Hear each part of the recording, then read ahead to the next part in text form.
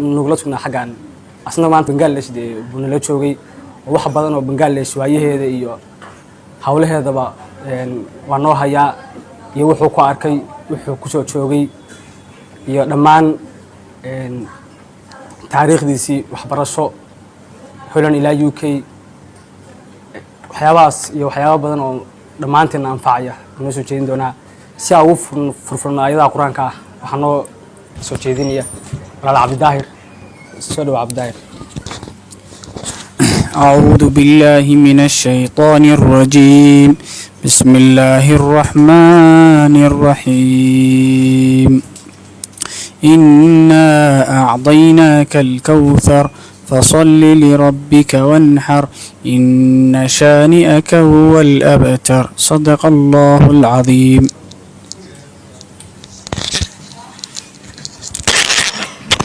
وأسكب لامنا ما دام دمانتنا صوّر ضهني oo taasna waa caade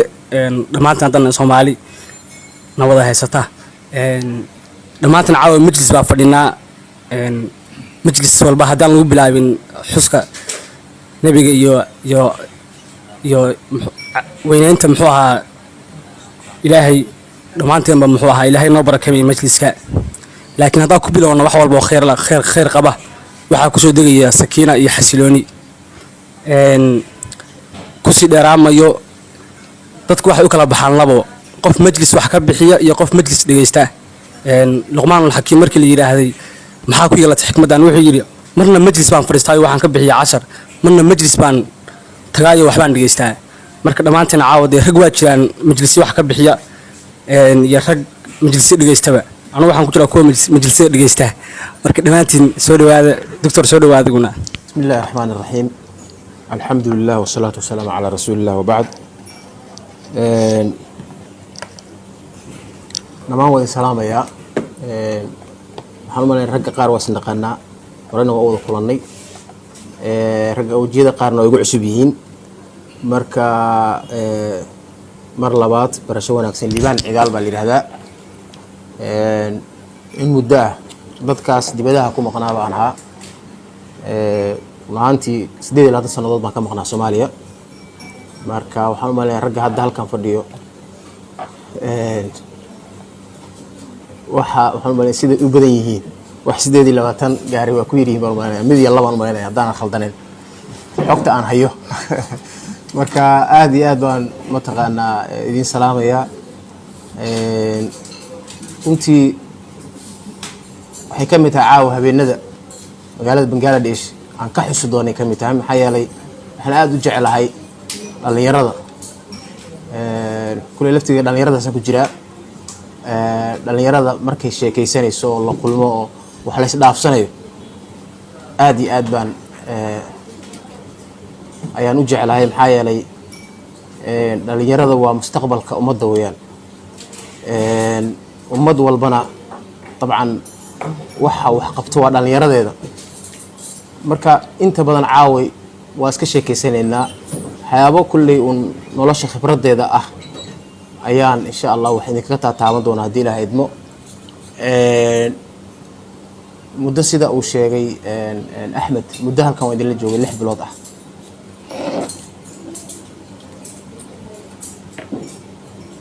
waxaan ku soo talagalay markii hore inaan 3 week joogo waana aragtaan 6 bilood baan hadda joogay adduunka waxa ka dhacay waxaan wada ognahay oo runtii wax walba saameeyay sida la qiyaasayna aysan wax walba siday ahaayeen aysan ku soo noqonin waqti dhow waxay u baahan tahay casharo badan in laga barto wixii dhacay ummadaha kulley nala midka ah ee kale casharo badan ayay dadkooda aqoon-yahanadooda ayay ka diyaariyeen dabcan waxaa la yiraahdaa marka laga sheekeynayo leadership-nimada iyo hoggaanka ma ahan hoggaanka kaliya kan wax xukumo kaliya ma ahan oo dabcan formalka ah ee dawladaha iyo waxa ay xukumo ma ahan leadership aad buu u balaaran yahay meel kastuu galaa waxay yidhaahdaan rag badan baa wax ka qorqoray waad wada garanaysaa maamule ninka ugu caansan ee leadership wax ka qoro waxaa la yidhaahdaa Maxwell. buugaagta uu leeyahay buug ka mid ah oo uu ku qoray qawaacidda hoggaanka. qaacidada ugu horreysa wuxuu ka dhigay wax la yidhaahdo qaacida la yidhaahdo qofka hoggaamiyaha ah ama wax hoggaaminaya ma dhaafi karo marna wuxuusan dhaafi karin aragtidiisa iyo aqoontiisa inta ay la eg tahay ayuu wax hoggaamin karaa keliya. yani ma dhaafi karo aqoontiisa iyo inta uu fahamsan yahay xagga uma sii dhaafi karo. marka ummadda waxaa laga gartaa ummadaha ummadooda sida ay activity-ga ay leedahay, waxa ay qoraan, waxa ay isweydaarsadaan, marna ma dhaafi karno. wadaa misaal idin soo qaada Soomaalida oo kale wadada aad xagga dhaqanka iyo gabayada iyo aadka ugu micnaha dadka ugu horeeya dunida ka mid yihiin. waana aragtaan suuqa gabayga sida uu u leeyahay maaragtay u jiro. yani waxa laga yaabaa hadda ragga halkan fadhiyo inay dhowr ka mid ay gabayaan wana waxa aan naqaano. marka saas oo kale waxaa la rabaa marka majaalaadka xayaadka oo meelo badan ah in maxaa la yidhaahdaa laga galo tartan oo wax laga barto oo maaragtay wax laga gudbiyo. hadalkay dhinacaas ummadan lahayn marka ugu horeyso horta markii meel la isugu yimaado sida aayadaha qur-aankana lagu sheegay waxa ugu horeeya horta la iskula dardaarmaa waa cabsida Ilaahay oo iyada marna dhinaca looma dhaafo. walal aakhiratu khayrun wa abqa iyada asal ah qofka diintiisa inuu ilaashado iyada asal ah oo cibaadaadkiisa iyo diintiisa iyo wixii Ilaahay uu la hortagi lahaa waa number 1. taa waa idin kula dardaarmaya mana u daba marin karo. waa tii aan rabo in lagu soo hormariyo. taa marka aan dhinac ka dhaafno mayahow qof waliba halkan waa la wada yimid.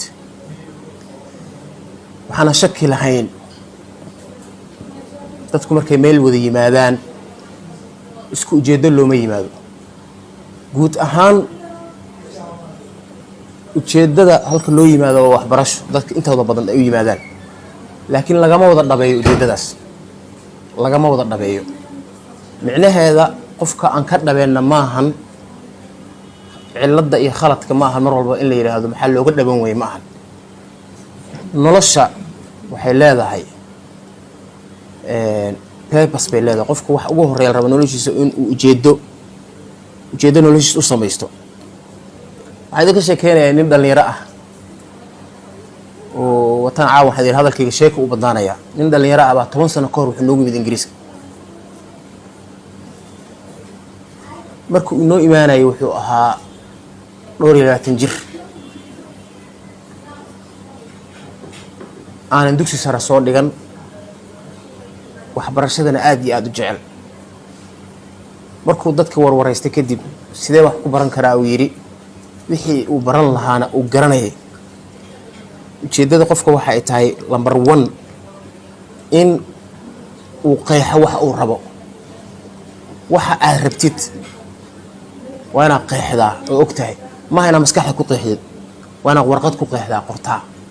waa waxa ugu adag ee qofka bini aadanka uu sameeyo inuu naftiisa marxaati u sameeyo. dadka ma jecla inay marxaati sameystaan. haddaad tiraahdo maxaa rabtaa inaad beri samaysid ama saa dambe ama week kadib ama isbuuc kadib ama bil kadib waxba kuu sheegay inuu halkaas raba inaad aado. okay waa yahay waxa adiga rabtid inaad samaysid ha ii sheegin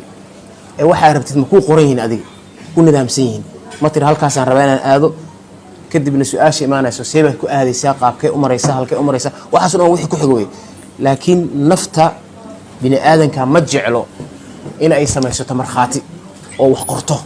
oo qofka uu timetable ku socdo ma jeclo. ninka odayga ah aan idinka sheekeynayay markii uu noogu yimid Ingiriiska waxa uu go'aansaday inuu wax barto. wuxuu nala joogaa 10 sanadood hadda 10 years buu hadda nala joogaa ninkaas. imtixaankii ugu horeeyay markuu sanad joogay buu galay oo dugsiga sare ah waa uu ku dhacay imtixaankii markii uu ku dhacay kama niyad jabin ciyaal yar yaruna wax la dhiganay ninkaas weynna waa ahaa wuu ku noqday kadib ayuu maxaa la yidhaahdaa baasay kadibna wuxuu galay 2 sano oo college ah buu galay waxaa yaab kale waxay bini aadanka sida ogtihiin waa bini aadanka lacagta waa jecel yahay ninkaasi fursad wuxuu u helay lacag dhowr boqol oo kun ah in la yiraahdo hol lacagtaas dhowrka boqol oo kun oo dollar ku shaqeey loo dhiibo la yiraahdo hol ku soo shaqeey lacagtan barashada iska daay orod wax ku soo shaqeey waa diiday mar rabo wir lacagta hal lacagta qaad ku shaqeey halkan isaga guureynaa Malaysia degeynaa guriyaan ka gadaynaa lacagtana noogu shaqeey dhowr boqol 300 oo kun lacag ah hay waa markii uu xalaga codka inaan kor u qaado marka waxa dhacday lacagtii waa u diiday barashadiisa uu sii watay waa dhameeyay college-kii jaamacad uu galay engineering ah chemical engineering waqtigii loogu talagalay buu ku dhameeyay sanadkii saddexaad marka la dhameeyo meesha sanadka 4 sanadood waa 3 sanadood jaamacadda hal sano marka wuxuu ku darsaday placement ah oo shaqo ah sanadkii shaqada hal position baa waxa u tartamay dad aad u badan oo shaqada ah oo dibadda ah waliba waxay ahayd Mareykanka interviewga marka wuxuu la galayaa dad aad u badan oo dhalad wadanka u dhashay oo luqadii ka badiyo oo wax walba ah positionka 2 position bay ahayd isagay gabar baa ka helay interviewga diyaarinteeda wuxuu u maray intaas oo wado in uu gaaro because waa u muuqatay waxa uu rabo qofka marka waxa uu rabo ay u muuqato waxba kama celinayso wax ka hor istaagay malaha waxa muhiim ah waxa aad rabtid ma garanaysaa adiga waxa aad rabtid maxay tahay waxaan rabtaa inaad wadada halkaas gaartid qofka ujeedada leh meeshaas kaliya u muuqato caqabadaha ka sokeeyo dhan uma muuqdaan laakiin qofka markii horeba ama waxba halka laga bartaa u yimid ama uu iska haye kacay ama 50-50 iska ahaa ma waxba uma sameynayso laakiin ninka hadduu og yahay meesha uu socdo waqti kuma socdo oo tay ma yaqaano ma 3 sano ama 5 ba ma 7 micno lama laha waxaas dhan waxa muhiim ah inuu gaaro halkaas meeshaas u muuqatay taxaankiibuu interviewgiibuu galay waa Soomaali waa wadanka dibadiisii waa wadankan ku dhalan wuxuu la galay dad dhalad ah wuxuu sameeyay waxa jirta meelaha xagga interviewga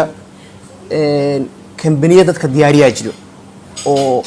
dadka caadiga ma aadaan laakiin lacag buu iska bixiyay si loo diyaariyo dharku xiranaya loo sheegay siduu afku u dhaqdhaqaajinaya la baray hadallada la weydiinayso uga jawaabi lahaa waxaas oo dhan skills ka dhan baa la siiyay intaasoo meel interviewna waa tagay sidii buu imtixaankii ku galay interviewgii waana helay shaqadii Mareykanku aaday sanad buu ku maqnaaday oo soo noqday markuu soo noqday mastertii buu ku daray mastertii buu dhameeyay hadda ninka 10 sano kaliya jooga yani waxa hadda aan sheegay already 5 sano jaamacad ah iyo 2 sano college 7 halka ku dhamaatay wuxuu sameeyay markuu ninka dalkii inta markuu maray oo uu soo noqday ayuu hadana shaqo interview u galay shaqooyin kala duwan beerkiisa laga kaxiyay waxa shaqo laga siiyay meesha uu deganaa meel mindha dhowr boqol oo kilomitir u jirto oo xagga inuu dega ay tahay halkiibuu aaday halkiibuu ka soo shaqeeyay waa soo noqday magaaladiisu haddana shaqo ka helay waan warastay waxaan ku iri hebelow shaqada hadda aad heshay waqtigee gashaa wuxuu waligay shaqada aan hadda helay 9 subax baa la galaa 7 tagaa buu 2 saacadood ka hor baan tagaa buu dhahay ma maxaa quality control management uu galay positionadoodu galay marka manager xogeen buu helay saasaan filayaa maxaa 2 saacadood ka hor ka doontaa wuxuu yiri anu dhalad miihi waxa uu igu adag yihiin waxaan sii aadaa inaan diyaarsado shaqada aan qaban lahaa 2 saacadood ka hor ma xafiiska sii fariistaa wixii maanta aan qaban lahaa inaan diyaariyo. marka ninkaasi waa nin aan asxaab nahay.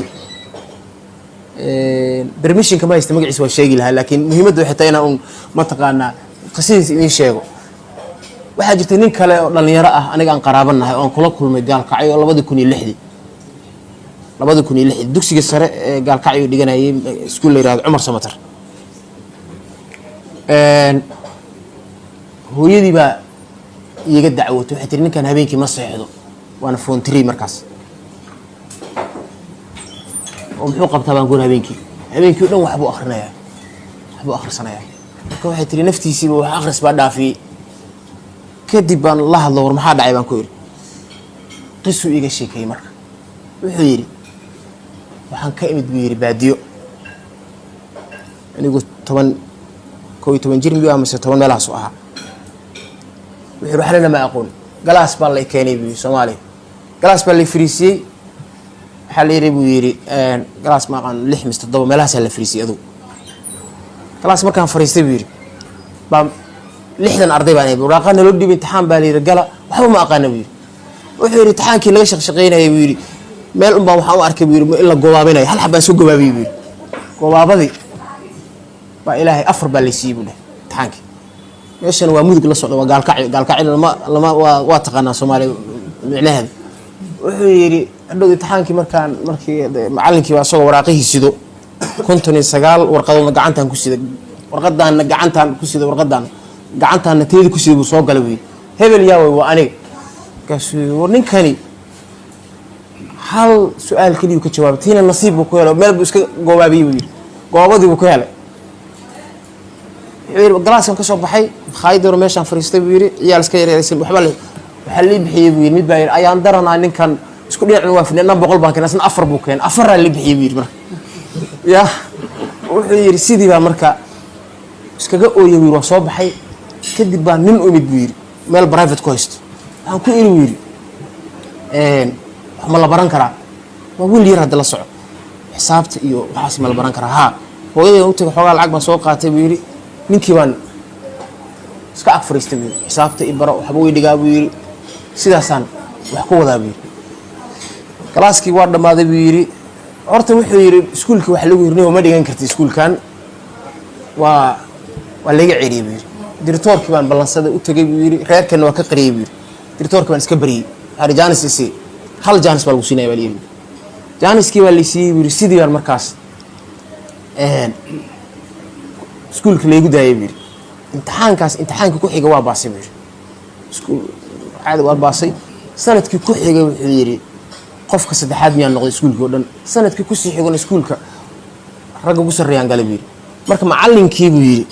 iskuulka noo dhigayay galaaska fiiskiiska, maadada fiiskiiska noo dhigi jiray buu yidhi. dabcan marka waxaan is leeyahay waa 7 8 meelahaas wey. macallinkii baa maalintii dambe buu yidhi waraaqdii isagoo gacanta ku sida imtixaan la galay, ardaydii kale gacan ku sida soo galay buu yidhi. markaasuu yidhi hebel yaa wey, markaasaan kar waa aniga. wuxuu yidhi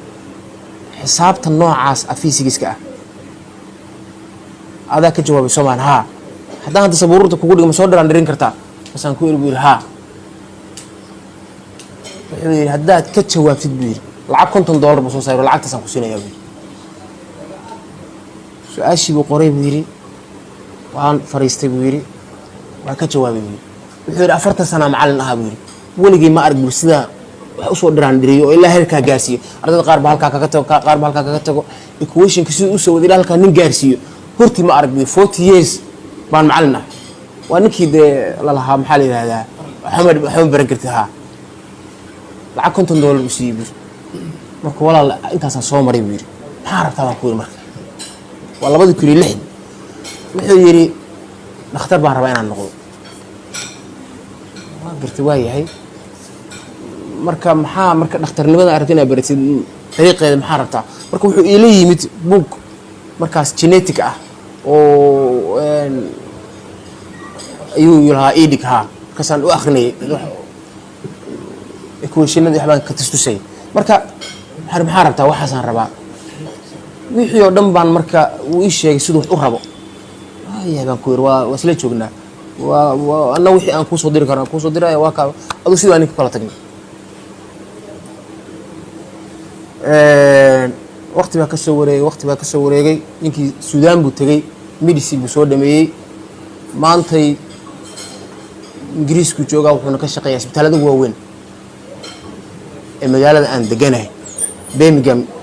isbitaalada ugu waaweyn ayuu ka shaqeeyaa maanta hadafkii uu lahaa waa u cadid marka halkaas ugu talay sidii ninka hore idinka sheekeynayo wax kasta oo ka sokeeyo madaxweyne noqon ma rabo kan noqon may lacagtaas ku siinayo ma rabo may halkaas aan u socdaa laakiin hadaa aragti qof maantay isbadbadalayo oo hadafkiisa aan u cadayn waxaa la rabaa number 1 qofka noloshiisa inuu hadafkiisa cadeeyo war anigu waxa nolosha ka rabaa ma ka rabtaa ha waxa laga baahanyahay marka waxa nolosha akrad marka qeexid waxa la rabaa dariiqi marka loo maray marka sawiro ay ku leeyihiin nimankan NLB iyo ka shaqeeyo oo maxaa la yiraahdaa horumarka qofka sidoo naftiisa horumarin la ka shaqeeyo yiraahdaa wixii aad tasawiro waxa tiraahdaa okay waxa rabtaa inaad millionaire noqoto okay kaba dhig maanta millionaire baa noqoto maxaa ku sameeyay lacagta sayeelinaad saasan yeelal halkaas yeelal sawiro okay dariiqi aad u marin lahayd raadi aqoonti waa inaad raadisaa aqoonti waa inaad raadisaa lana socda boqolkiiba 75 dadka waxaa rag badan oo halkan business waxba ku jireen boqolkiiba 75 nimanka self made millionaires kala dhaho oo aanan lacagtan heredity ku soo helin oo aan ku soo helin ehelkooda waxba aan siin dadkaas waxa ay lacagta ku heleen ma ahayn formal education ma la socda formal education ma ahan yani dugsi hoose dugsi dhexe dugsi sare jaamacad ma ahan waxay lacagta ku heleen waa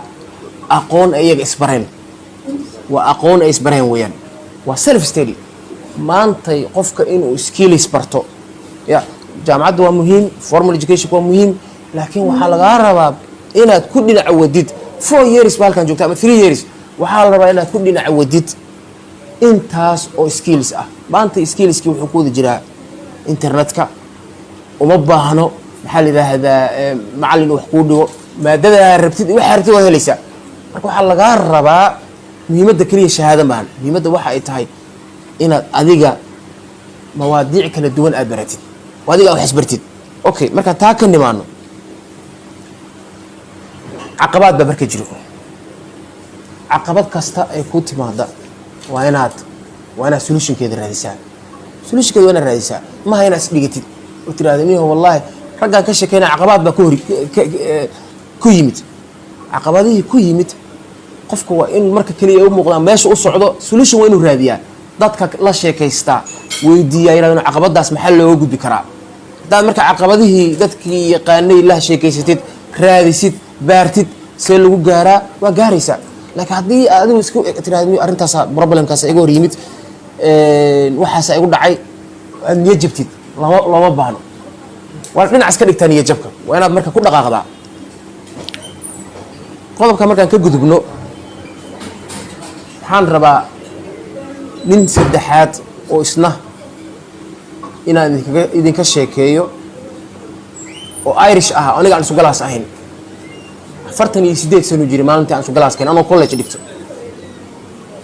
48 buu jiri waxaan weydiiyay waxa wadanka u dhalatay 48 jirna waa tahay maxaad ka soo doontaa college caruurta maxaa u timi igu yiri 25 sano ayaan waxaan warshad ka shaqeynayay shadii aan ka shaqeynayay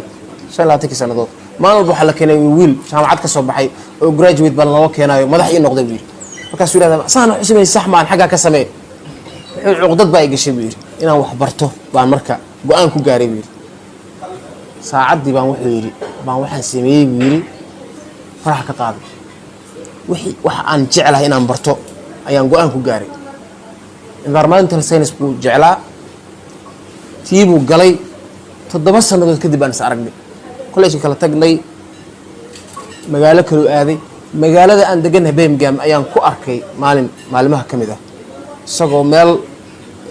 degmada meesha laga xukumo soo ka soo baxay ma garan wali isaga ay gartay nin labisan aad u labisan boorso yar wato ba igu hor yimid salaam soo film soo John maxaa meesha ka qabanaysaa soo waraysan kadib wuxuu ugu yiri consulka qaybta environmentigan hadda jooga oon haystaa weliba 7 years baa kasoo wareegtay wuxuu ii sheegay maalinta aan college-ka fadhinay wuxuu ugu yidhi waxaan rabaa buu yidhi anoo 51 jir ah inaan jaamacadda ka baxo wuxuu balaangareeyey oo uu meel dhigay noloshiisa inta ka dhiman oo dhan buu meel saaray wuxuu yidhi 51 jir baan uga baxayaa jaamacadda wuxuu yidhi kadibna 14 sano 15 sano baa anoo labisanoo nadiif ah oo xafiis fadhiya ka shaqaynaya inta xamaaligii ka shaqayn lahaa buu dhan kadibna waxaan qaadanayaa beeshinka la qaato kuwa ugu fiican marka noloshaada waa inaa adiga balaangarayn kartaa oo oran kartaa timetable u samaysan kartaa oran kartaa anigu waxaasaan rabaa inaan qabto sidaasay iigu caddahay saasaan rabaa inaan sameeyo solution wixii kaa hor yimaada samee haddii wax kaa khaldamaan dariiqi kaa khaldamo sax cid la kaasho okay maxaa la rabaa marka waxyaabaa noocaas oo wada garanaysaan maamulka marka laga hadlayo waxa la smart baa jiro oo wax loo qaabka marka la sameysanayo smart waa garanaysaan waxa weeyaan waa specific waxa aad rabto waa inay qeexan yihiin oo wax kooban yihiin haddaan iska iraado madaxweyne rabaa inaan noqdo ama ra'iisul wasaare rabaa inaan noqdo ma iskama timaado wax iska weyn millionaire baa rabaa inaan noqdo yani wax inaad saa tiraahdo waxaa loo baahan waxa aad rabtid waa inay wax xadidayn specific ah smart امتنا waxa laga wadaa waa manageable wax la manage gareyn karo oo la baalkeyn karo inay tahay time frame weyn leedahay wax aan waqti lahayn iska furan waxaan rabaa inaan noqdo inaan waxaas noqdaan rabaa wixii waa iska furan yihiin wax aan lahayn xad oo aan waqti lahayn deadline weyn leedahay marka aan waxaas aan rabo intaas aan rabaa inaan ku gaaro jaamacad baan halkaan dhigtaa waxaan rabaa jaamacadan awlawiyaadna inay ku leeyihiin wax walba haddaad adiga waxyaabo dadkan mataqaanaa successka noqdo oo dhan markii la wareystay mid bay wada sheegeen qofka waxa uu rabo waa inuu garanayaa waxa uu rabo waa inuu yaqaanaa haddaa laakiin waxa ay noqdaan wax iska bubble ah oo iska ballaaran oo aan xadidnayn oo aanan lahayn maxaa la yidhahdaa cinwaan iyo meesha adress u socdo haddaan maanta yidhahdo dhakaan aadaya waxaan u socdaa xaafadda hebel baan u socdaa xaafaddiina aanan adresskeeda haysan maanta magaaladan ku wareegaya wana meeshii aad u socotay aad garanaysid dariiqii loo maraayo xag aqooneed ha noqoto xag maxaa la yidhahdaa waayo-aragnimo ha noqoto wax walba waa inay u raadisaa marka nimayahow taas waxaan ka wadaa waa dhiirigelin waxaan ku dhiirigelinayaa waan qodobkaas idinku soo gabagabeynayaa aniga nafteyda idinku soo gabagabeynaya aniga ragga qaar baa dhowr jeer waxay yidhaahdeen maxaa qaab bal seebaad wax nooga sheekeybay naftaada ah qofkana naftiisu inuu misaal usoo qaado baa ugu dhuba umaynaya in wax lagu fahmo ya waxay yidhaahdaan alamhilatu tuqarib alafhaam yani amhilada waxbay soo dhaweysaa theory hadda maanta ka sheekaysan waxaa ficnaan waxyaaba practice ah anigoo aad waxbarashada u jecel baan waddanka Holland tegey waagii la qaxay wax walba waa Hollandiiska aad bay waxbarashadooda ajnabiga wax ma baraan umana ogolo yani waxay u ogol yihiin kaliya in muayyan ah yani mesela oo kale waxay ku leeyihiin qofka waa inuu wax obleydin buu gaari karaa obleydin waxa laga wadaa waa maxad yani iskuul markaa dhamaysid maxad baa galaysaa laakiin academic caadi ah oo jaamacad iyo waxa weeyaan aad u adag tahay because waxay ku wax yarayaan yaa ka bixinayo waxay ma taqaanaa jaamacadaha ma bixiyaan lacagtooda inaa qoliyo ka weydiistaa dadka nooga soo horeeya Turkida iyo Marookaanka ahna maba isku dayaan dadkaas waddanka deganaa iskuma dayaan waxaana loo keenay wax walba ujeedada loo keenay inay shaqeeyaan xamaalaan anyway waa soo koobaya tan waxa weeyaan dadkaas xamaaliga galaan dhinaca ka galay oo iska shaqeynayay muddo anoo sida isaga jiro ayaa maalmaha kamid anoo warshad ka shaqeynay meel warshad joogo baa ninka warshada iska leh warshadan waxay samaysaa ukunta qaybteeda jaallaha ah bay qallajisaa kadibna boulder bay ka dhigtaa cuntooyinka lagu daraa marka dad badan oo Soomaaliya ka shaqeeyo warshada aad u badan marka annagu qaybta waxaan joognaa warshada habeenkii baan soo galnaa kadib waxaan sameynaa wixii ukun maanta dhowr milyan oo ukun oo lagu burburiyay baan ka nadiifinaa meesha annagu 6 ah laba Turki ah aniga mid Masri ah iyo waxaan nahay iyo laba Hollandiis odayga Turkiga ii yeeray marka aadan baa yiraahdaa ugu yiri wiil yar baa tahay waxaan ma iska deysbiyo oo wax barat hadalkiisi marka dabcan qofka hadal ma kugu sheego qofka weyn yahay waa ixtiraamaysa laakiin mararka qaar kood dadka gelisatana ka saaraysa waxba definitely waa dabeecadda basharka asaasiska ah hada wax walba markii la sheego dad baa ka faa'iideysta dadna kama faa'iideystaan kadib waxa dhacday ii sheegay waqtiga inta haysano walksaan u ogaado waqtiga haysanaa time kalkan ya okay marka waxa dhacday ninkii odayga ahaa baa waxaan sheekada marinay Soomahan ninkii odayga taladu u siiyay aad uma dhigeysan aadna uma bahalkeen maalmaha ka soo wareegatay kadib baan anoo kambanigi joogo subax waa qayb xafiisyada ah oo laga shaqeeyo xafiisyada baa wiil ka shaqeynayay baa ka tagay oo ma fasax aaday anaa waxa leeyahay xafiisyada waa inaad ka shaqeysaa oo aad keer garaysaa anoo marka maal xafiiskii jooga waxa ii yimid subax hore ah kambaniga reerka iska leh wiil manager ah baa yimid markaas ilaa 30 jir meelahaas ah oo maalintu imaanayo gaariga uu wato iyo dharka uu wato xataa isku kala riyihiin baay aad iyo aad sank baas uga saaranta kaas wuxuu ugu yeeri alaabta halkaas taal dhowr bil way saarantahay maxaa looga qaadi waayo oo loo nadiifin waayo waxaas markuu saa yiri oo wala saa inta kariim oranay fartu igu yeeray saas igu yeeri inta igu yiri baan already Soomaali baan waa taqaana Soomaalidu madaxii yaraaba ismaray bis go'aan baa gaaray marka aan ku lisan waxaan anigu shaqadeeda ma ahan oo yaa ka shaqeeyo waxa la yaran ku shaqeynaa iska bixi kana ka shaqeeyaan ku miiska u saaro oo ka soo baxay nin wiliga la hadlay ma aha aad buu u yaabay kadib baan waxa dhacday kambanigi baa soo wacay kuwa agency subcontract ahaan iyo soo wacay markaas waxay u yiraahdeen aan u shaqeynay lacag aad u fiican baa la siiyaa in dhalinyaro ah oo lacag fiican qaato oo maxaa la yiraahdaa markaas teenage oo marka yani gaabo fiican haysto nolol fiican ku jiro waxaan ku yiri listen waxay dhahniyow khalad weyn baa sameysay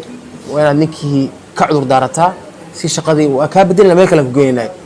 waxaan ku yiri intaas ay igu yeertaan ha maxaa hadii aan diiday sameynaysan waxay yiraahdeen annaga xataa shaqada waa weynina xataa kontraagana laga qaadaya waliinka meesha doontaan ka baxa ma laga qaaday saas ma tahay ha waxaan yiri apologize sheegaysaa wax u dhow siimay baan ku waana ka tagi miiska u saaro wuxuu weligood qof shaqo saa u tagay ma arag wabala yaabeen go'aan baan gaaray in meeshii lagu dhibo laga hijrooday ka hijrood go'aan baan ku gaaray 72 saacadood baan sii joogay 72 saacadood saddex bari ayaan sii joogay meesha la yiraahdo bil kadib galaas baan fadhiyay go'aan waxaan gaaray ah inaan nolosheeda inta ka dhiman aanan shaqadan xamaaliga ka shaqeyn nolosheeda waxaan markii hore sameeyay college-kii kadib markaan college-kii ka baxay baan waxaan IT baan galay software engineering baan galay oo iyadana waxa la yiraahdaa 2 sano ah 2 sano markaan dhigtay baan waxa yiri tan ma aan wax aragtay ma waa ka soo baxay waxaan rabaa inaan caafimaadka barto maxaa leega baahan yahay waxa laga baahan yahay sida inta biology waa inta keenta chemistry xisaab inta keenta intaas ay baahan tahay haye waa meesha aan ninkan dambe isku arkayno college waxaan ku gaaray inaan waxaan rabaa taas weey inaan sidii haddana college kale ku noqdo foundation baan sameeyo sanad ah sidii baan uga baxay kadib baan markaas jaamacadii galay jaamacadii waan ka baxay jaamacadii kale 12 sano baan ku shaqeynayay hadda meelo kala duwan isbitaalada waaweyn UK Cambridge University Hospital baan ka soo shaqeeyay Lewisham waxa la yiraahdaa hadda aan ka shaqeynayay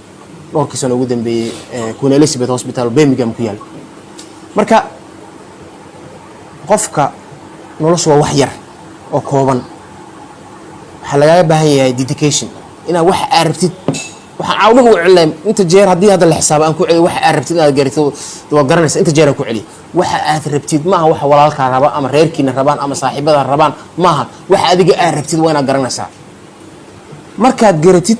kadib waa inaad dariiqii aad u mari lahayd raadisaa ama waxbarasho ha noqoto ama nooc doonta ha ahaato marka intaas nimayahow nin baa wuxuu qoray aan kusoo gabagabeynayaa ma rabo inaan hadalka badiyo nin baa buug qoray kitaab cinwaan buu wuxuu uga dhigay kitaabka maada sayakhsaru alcaalam bimowtika war haddaa caawa dhimatid adduunka wuxuu yani muxuu ka khasaarayaa adduunka maxaa leeyahay maalin walba hadda soo coronavirus dad uba dhintaan qofna marka uu dhinto waa la sheegaa soo ma hebel baa dhintay oo caalim buu ahaa saasuu ahaa xagguu ahaa waa mataqaanaa qofna raximahullah baa leeyahay ilaahu naxariisto haddii la ogaadaba soo ma maxaa rabtaa marka adigu ma waxaa rabtaa in la yirahdo allah u naxariisto in yirahdo mise in waxaad u baahan tahay in nin wax soo kordhiyey oo adduunka inaan saaxiibanahay baa laba eray oo laba nin oo saaxiibanahay oo aan jaamacadda wada dhigan jirnay baa ninba eray ka bartay nin wuxuu oran jiray waryaa liban haa markaan mataqaanaa wax iska dhigdhigano oo saacadda dhammaato waqtigeeda waana wuxuu gurigaan aadaya markaas wuxuu dhihi jiray waryaa liban haa warde ciyaalkiina caanihi waa ka dhamaynay ma waxata inaan dhacanaad doonaysaa wiir ya caruurtii iyo guriga haddaan aadno annagana aan mataqaanaa haa nin walba ahaa isaga caruurtiina caanihi waa ka dhamaynay marka wuxuu yidhi waxaan rabtaa buu yidhi caanihiina caruurtiina ka dhamayn waxbarasho laan nagu dhacdo war ilaa 11 joogaynaa saasuu oran jiray nin kaloo isna aan saaxiibina wuxuu oran jiray waryaa liibaanu haa markuu wax garan waayo oo oran jiray war horta waxaan ku weydiiyey nin wuxuu ah weliba dee xaggaas iyo waqooyiga dadka reer waqooyigana very talkative oo af soomaaligana aad bay u yaqaanaan wuxuu oran jiray waryaa liiban haa war tolow ma waxaan nahay qolyaha dhulka lagu cusleeyey yaa sida buuraha oo kale yaa buuraha wax kale ma tara dhulka ciliyaan soo ma dhulkan lagu cusleeyey yaa markuu arka dee in mataqaanaa horumar la taaban kara aan la gaarin buu ereygaas oran jiray marka waxaa la rabaa qofku inuu isaga isxisaabiyo oo fiiriyo warheedhe maanta waxa ugu qiimo badan baa haysataan idinka waxa ugu qiimo badan waxa weeyaan qofka in ujeedada uu halkan u joogo lamar wan inay waxbarasho tahay yani purpose-ka uu halkan u yimid inay qeexan tahay waxbarasho u yimid sawan haa markii waxbarashada loo yimid ragga marka wax wada baranayo dabcan waa la kala fiicnaanaya waa la kala hormarayaa laakiin waxaa lagaa rabaa in ujeedadaada waxba aysa kaa leexin anu ma dhahayo yaan businessya la sameynin waxba dhihi maayo laakiin waxaan leeyahay yaysan noqonin ujeedada aada u timid ya nin baa wuxuu ugu yidhi hadda ma sheegaye ragga hadda reer waxaan ahay Bangladesh wuxuu ugu yidhi xoogaa jaacadda waa ka bixi waa dhammayn rabaa waxaa ii dhiman buu yidhi semester iyo laba ii dhiman semester labaas business iyo waxbaan rabaa inaan galo marka waxaan ku dhahay business ha geline IELTS ma samay intaa ku samey baan ku iri taladaasaan siiyey intaa ku samey wax walba oo caqabad kugu noqon karo berri maanta samey ha isdhaafin wixii ku dhaafay adiga ma liid yani maalan dad baa intaasaan joogay waxa ma sameynay waxa way ku dhaafeen shalay shaqo ku milad adiga berri tikaliya leedahay maantay berri xataa ma liid in la gaaray lama ogo adu maanta leedahay hadda leedahay waxyaabaha ugu badan wax weeye ha xisaabin waqtiga ma garanaysaan maalintii inta daqiiqo ay tahay yaa yaqaan maalintii waa meeqa daqiiqo ya 1440 wey daqiiqo wey maalintii waxyaabaha marka dardaarankayga aan ku daray waxaa ka mid ah maalintaas oo dhalatay oo dhammaatay waxaa suurtagal ah qofka intuu soo kaco rootiinka waxa ugu daran wey subaxii soo kacaya bahalkaanu furaya waa fiirinaya cabaar kadib waa furaya waa fiirinaya maalintii oo dhan iska daba wareeganaya hataa weydiisan tiraa warreer maanta waqtiga maxaa qabatay maanta kuleeyahay waxaa laga yaabaa inuu dhaho wallaahi dee corona maxaa kaa galay coronaha jiray iyo dhulka kale xiran iyo maxaa jiro anu hadda 6 bilood halkaan idinla joogay especially bishii afraad ninkaas Mustafaan wada deganahay buug baan hadda aniga halka ku qoray iyadoo ila socdaan dad xanuunsan ila degan yihiin ma dadaalin weliba anu waxaan dareensanahay inaan dadaalin mafahad buug ilaa 200 page baan halkan hadda ku qoray mana dadaalin runtii oo waxaan aaminsanaa in ka badan aan samayn karin ka badan oo samayn karin marka waxaa la rabaa waqtiga in la beeqaansado waxa ugu ra'sil maalka aan leedihiin waa waqtigiina qofka ra'sil maalka u leeyahay waqtigiisa waxaa laga rabaa waqtigaada markaad aragtid in uu firaaq yahay ogow wax badan baa kaa khaldan waa inaad waqtigaada xisaabisaa oo tiraahdaa maanta maxaan sameeyey maxaan maanta ii qabsoomay waqtigaada waa inaad time table leeda oo aad tiraahdaa anigu saacadan haddii cid walba soo wacda uma tegay dhalinyarada saacadda laga bilaabo subax intaa waxbaan akhrisanayaa cid walba soo sheegay intaas waxbaan akhrisanaya waa inaad wax isbartaa waa idiin sheegay rag badan maasha allah waa ogahay rag qaarkiin wax waa isbaraan inta badanna maasha allah waan aaminsanahay in waqtigiina ka faa'iidaystaan laakiin waa dhiirigelin waxaan idiin sheegay waa dhiirigelin waxaa la rabaa waqtigaada inaad ka faa'iidaysatid waxa ugu muhiimsan oo haystid waa timekaada cumrigaada baa saa ugu dul wareeganaysaa ogaada ninka uu wax ka akhris badan yahay wax ka caqli badan yahay because caqligaada markaad wax akhrisid dad kale caqligooda akhrinaysaa fawaa'id badan baa helaysaa marka dadkan maxaa la yidhaahdaa gaaray maxaa la yidhaahdaa rag baa maalinta kasta buug dhameeyo hadda bugaagta online-ka kuda jiraan meel walbay ku jiraan wax biri ku sugayana maanta waa inaad qabataa tiraahdaa maxaan u baahanay nolosheeda qeexa noloshiina horumarkeeda ka shaqeeya bilaaba waqti idinkama tegin age idinkama tegin waxba idinkama tegin marka insha allah tacaala intaasaan hadalkay kusoo gabagabeynayaa wixii kale oo su-aalo ah iyo wixii kale insha allahna waa isla joognaa hadii ilaahay dhammaantiin muxuu ahaa dhammaantiin waa mahadsantiin horti ma las maqlaa horti intaas bay ahayd waanadii iyo wacdigii uu doctorku noo soo jeediyey dhammaantiin saa wada ogsoonna waxaa ka nimaanay africa ka wada nimaanay siiba soomaaliya ama fragile countries wadamada adduun la hashma wadamada burbursan baa ka nimaanay maanta xaggan aa wada fadhina dhammaanteen hadda ka hor yar baa wuxuu gelayay imtixaan buu wuxuu u gelayay interviewga markii laga qaadayey baa waxaa dhacay shiikhyadii ka qaadayay baa waxay weydiiyeen qur-aanka intay xifdisantaa qur-aanka waa xifdisanaya buu yidhi waxay ku dhaheen waxay weydiiyeen axaadiista ka waran wuxuu yidhi aabbahay baa axmed binu xambal dhammaantii ishraxa buu yidhi waxay weydiiyeen ka waran maxaa kaloo gabayadii afcariga maxaa ka xasuusataa wuxuu yidhi waxaa ka xasuustaa darfat ibni cabdi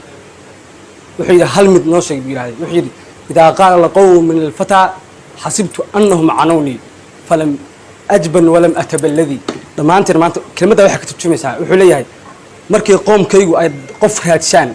ama qof ay tabaan anaa isku maleeya anoo maanta imtixaanka gelaya laakiin qoomkaygu igumana oga cabsi iyo baqdin maanta waxaa ka nimaana waddamadaas aan sheegayno dhammaanteen maanta 20 qof aa ka badannahay waxaan awoodnaa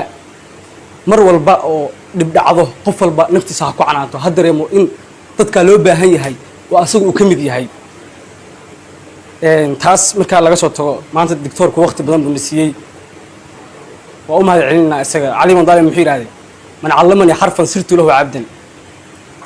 macalin waa mahadsan tahay dhammaantiin de waxaa rabaa inaan macalin ku faanno rasuulku markuu xaga ka arkay sacad ibn abi waqaas wuxuu dhihi jiray waa ka abtigay marka haddii ilahay yidhahdo markaa macalinka xaga ka aragno waa kaa macalinkeena dhan hadduu ilahay yidhahdo insha allah taa marka laga soo tago waxba ku dheeraamayo dhammaantiin horti dee caawa waa soo wada dahnay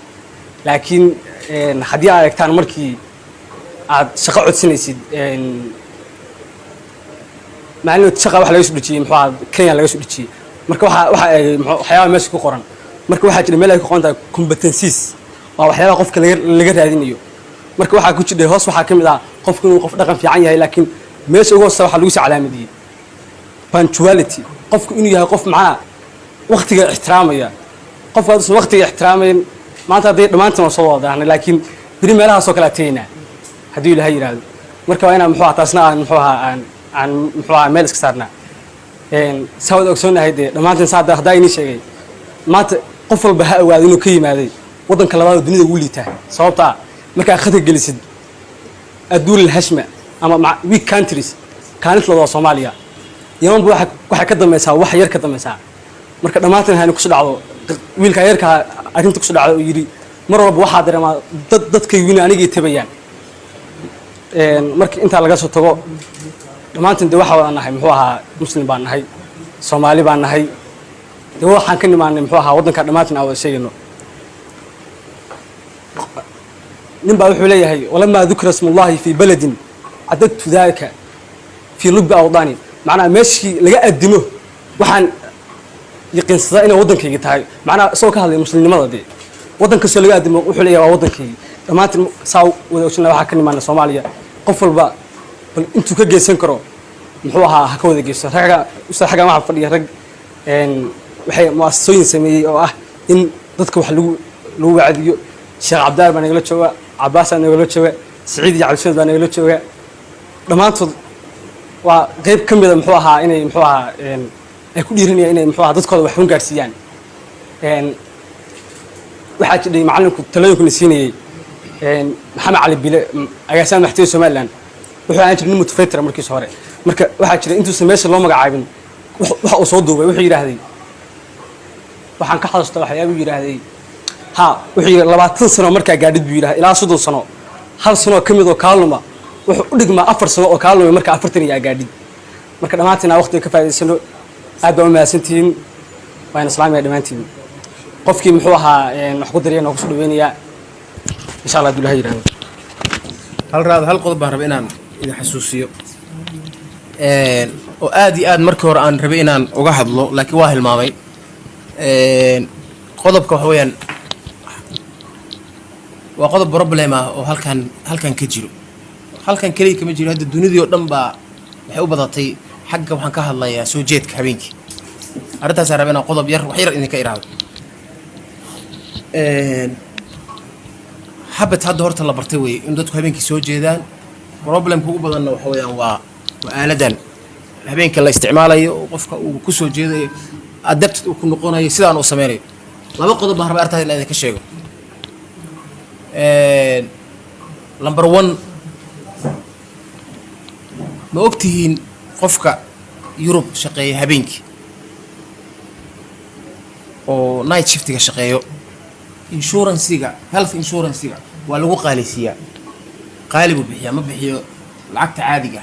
maxaa yeelay wuxuu khatar ugu jiraa in xanuuno badan ku dhacaan waxaan idinkaga sheegay arrintaas inay sax tahay research badan baa laga sameeyay arrintaas caafimaadka iyo soo jeedka habeenkii khuseeyo hal mid baan idinkaga sheegayaa kaliya waxaa jirta borotiin waxaa jiro beta amyloid la dhaho borotiinkaas habeenkii beta amyloid baa la dhahaa habeenkii markaan seexanno jirkeenna wuxuu leeyahay system sewage system ah oo qashin saar uu leeyahay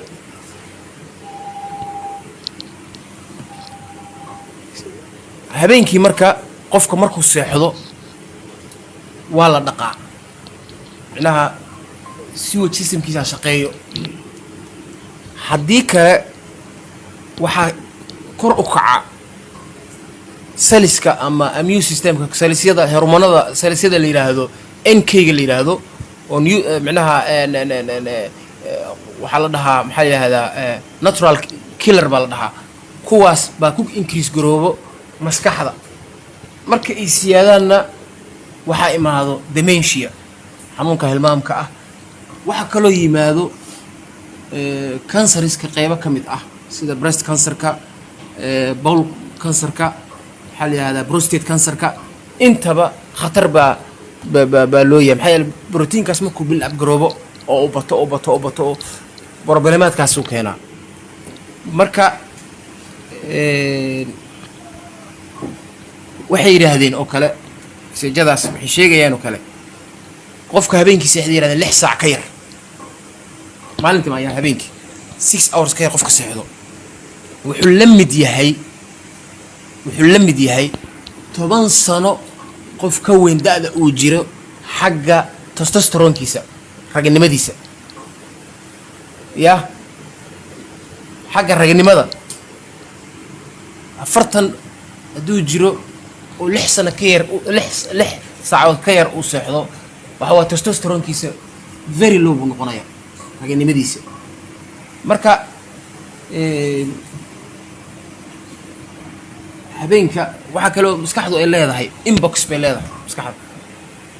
oo memory iyo lagu xareeyo qofka hadduu habeenkii soo jeedo shutdown buu sameeyaa waa sixraaba ma fahant waxba ma galaan ya marka waxa loo baahay habadkaas in la joojiyo waa ogahay waa adag tahay